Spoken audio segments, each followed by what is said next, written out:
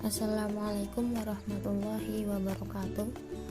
Perkenalkan, nama saya Syarifah Nada dari kelas MPIB dengan NIM 20104090031. Di sini saya akan mempresentasikan tentang vaksinasi COVID-19.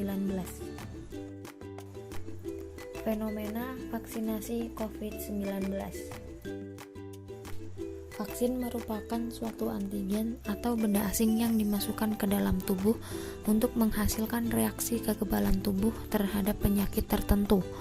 Vaksin biasanya berisi mikroorganisme, misalnya virus atau bakteri yang sudah mati atau masih hidup tetapi dilemahkan. Vaksin juga bisa berisi bagian dari mikroorganisme yang bisa merangsang sistem kekebalan tubuh untuk mengenali mikroorganisme tersebut. Salah satu upaya untuk menekan angka kasus COVID-19 yang kian meningkat adalah dengan penyediaan vaksin COVID-19. Hingga saat ini, pemberian vaksin COVID-19 adalah solusi yang dinilai paling jitu untuk mengurangi jumlah kasus infeksi virus SARS-CoV-2 penyebab penyakit COVID-19 tersebut.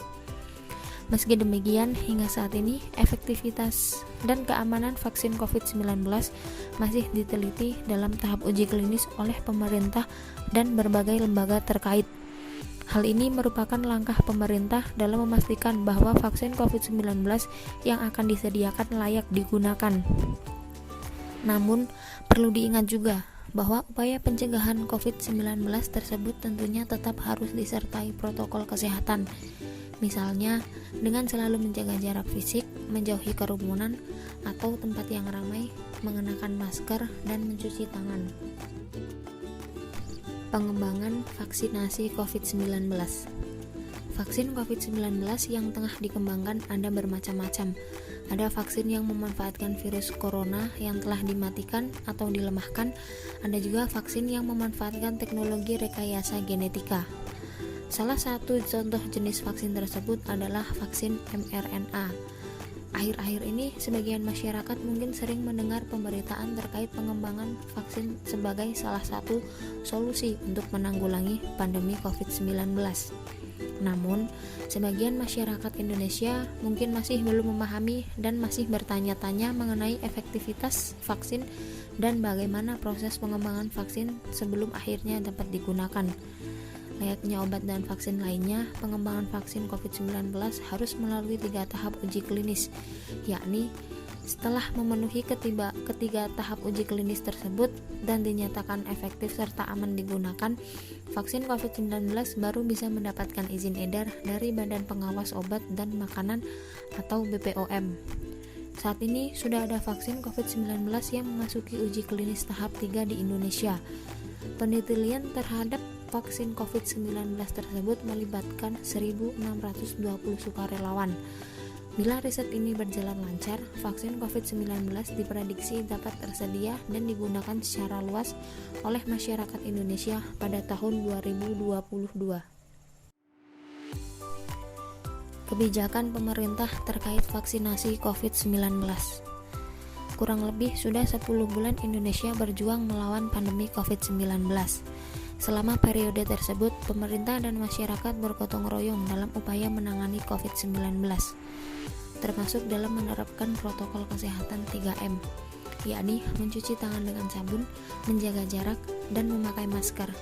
Selain 3M, perisai kita dalam melawan COVID-19 sebentar lagi akan diperkuat adalah dengan vaksin COVID-19. Presiden Joko Widodo pada hari Rabu tanggal 16 Desember 2020 telah mengumumkan bahwa pemerintah berkomitmen menyediakan vaksin COVID-19 secara gratis kepada seluruh masyarakat Indonesia. Keputusan dari Presiden Joko Widodo tersebut merupakan langkah penting untuk memberi perlindungan kepada warga negara demi tercapainya kekebalan kolektif di Indonesia. Meskipun Presiden Joko Widodo telah mengumumkan vaksin COVID-19 dibagikan secara gratis bagi seluruh masyarakat Indonesia, pertanyaan tentang bagaimana vaksin itu didistribusikan masih belum terjawab. Pasalnya, hingga kini pemerintah Indonesia belum mengumumkan jenis vaksin yang akan digunakan.